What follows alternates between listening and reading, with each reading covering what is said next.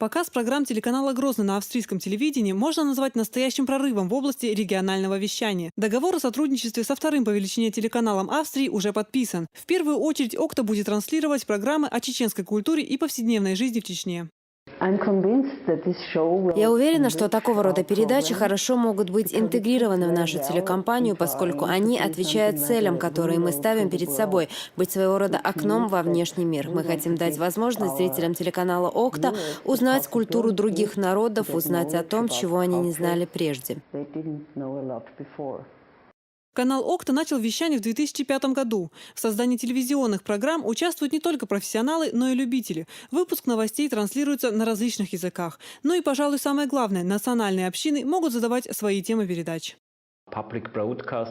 Мы пытаемся вывести на экран тот материал, который не охвачен основным государственным телевизионным каналом Австрии, коммерческими частными телекомпаниями. И эта наша работа не предполагает коммерческой составляющей. В передаче нет рекламы. Финансирование осуществляется за счет средств налогоплательщиков Вены и жителей Австрии. То есть это проект, имеющий свои отличительные черты.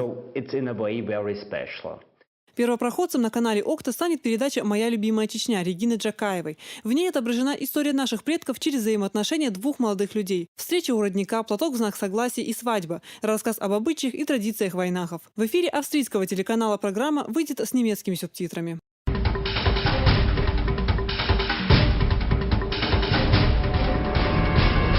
Сегодня у нашего канала есть богатый контент, который может заинтересовать представителей разных национальностей.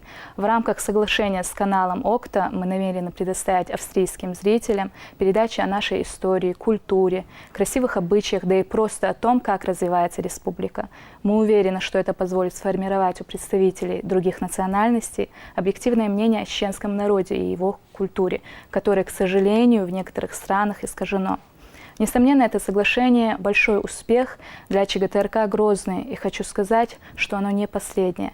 В настоящее время идут переговоры с нидерландской, иорданской, а также турецкой компаниями. А задача руководства телерадиокомпании в перспективе наладить сотрудничество с крупнейшими каналами ряда стран, в которых проживает наибольшее количество наших соотечественников. Первый выход чеченской передачи в эфире ОКТА запланирован на 25 марта. Знакомить телезрителей с Чеченской республикой планируется раз в месяц. Для этого готовые программы будут переводить на немецкий язык. Елизавета Чепханова, Муслим Типаев, Луиза Юнусова. Новости.